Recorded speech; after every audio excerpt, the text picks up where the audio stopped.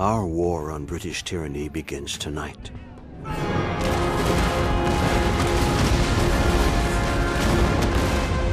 In Boston, brave men fight for the right to govern themselves. Tonight, we fight for freedom. As I bear witness to the sacrifice of this generation, I take great comfort in the memory of our forefathers. Those pioneering men who traveled to these shores seeking a new life. Like the intrepid Captain John Smith and his fellow settlers, we too seek a new world. Not only for ourselves, but for future generations of Americans.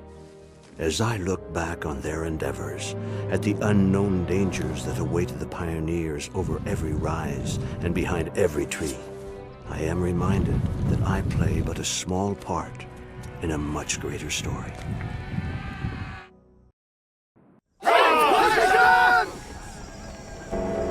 Ready yourselves!